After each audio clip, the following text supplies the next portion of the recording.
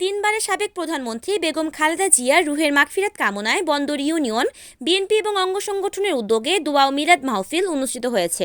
২৬শে জানুয়ারি রোজ মঙ্গলবার বন্দর ইউনিয়নের ভদ্রাসন এলাকায় আয়োজিত এই দোয়া ও মিলাদ মাহফিল সম্পন্ন হয়েছে। উক্ত দোয়া মিলাদে প্রধান অতিথি হিসেবে উপস্থিত ছিলেন নারায়ণগঞ্জ ৫ আসনের বিএনপি মনোনীত এমপি প্রার্থী আলহাজ অ্যাডভোকেট আবুল কালাম। এ সময় তিনি বলেন, আমাদের ঘরে বাহিরে শত্রু আছে। আমাদের ইমেজ নষ্ট করার জন্য অনেকে আমাদের মধ্যে, নিজেদের মধ্যে এবং বাহির থেকে ষড়যন্ত্র করছে।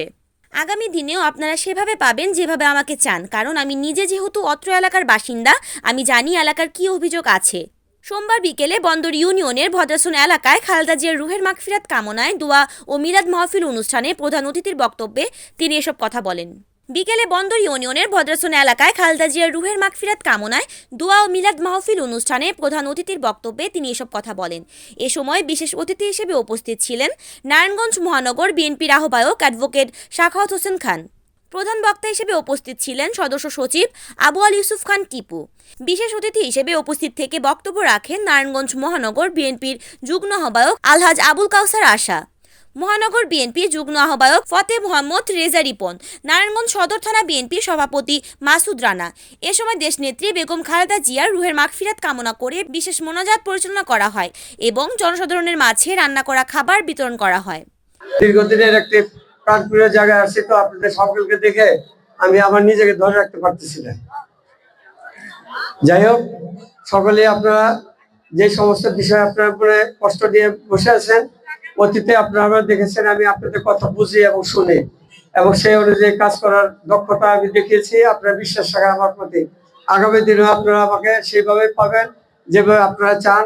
আর আমি নিজে যেহেতু অত্র এলাকারই একজন বাসিন্দা, আমি আমার জানি আমার অভাব অভিযোগ এলাকার কি আছে।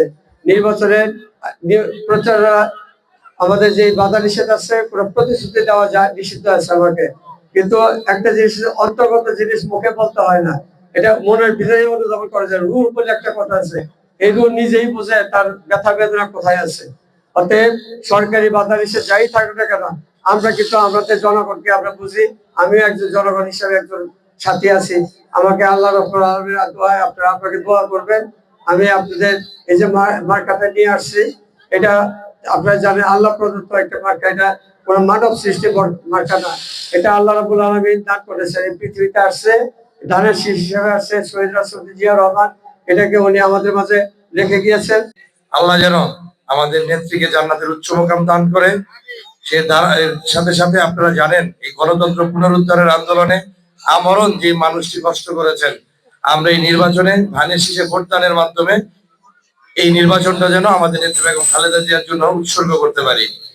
সে সাথে একটা কথা বলবো, বন্দরে গ্যাসের যে সমস্যা, ইনশাল্লাহ আপনাদের কথা দিতে পারি, আমাদের নেতা অ্যাডভোকেট আবুল কালাম সাহেবের হাত ধরেই ২০০১ সালে প্রথম বন্দরে গ্যাস এসেছিল এবং ১৫টি বছর আমরা তো আপনাদের যে সেবা করবো এই সুযোগ আমাদের ছিল না। আল্লাহ রাব্বুল আলামিন সামনে আমাদের সুযোগ দিলে এই অসম্পূর্ণ যে কাজ আছে, আমি দাবি জানাবো অ্যাডভোকেট আবুল কালাম সাহেবের কাছে যেন গ্যাসের সমস্যাটা সমাধান করে দেন। এখন আপনাদেরকে তালিকা দেওয়া যাবে না, আমার সাথে একটু স্লোগান ধরবেন। ও মায়েরা ভোটটা দিব কিসে, ও বাবারা ভোটটা দিব কিসে, সবাই মিলে ১২ তারিখে ভোটটা দিব কিসে। রিপোর্ট মেহেদী হাসান প্রান্ত, NNTV, নারায়ণগঞ্জ।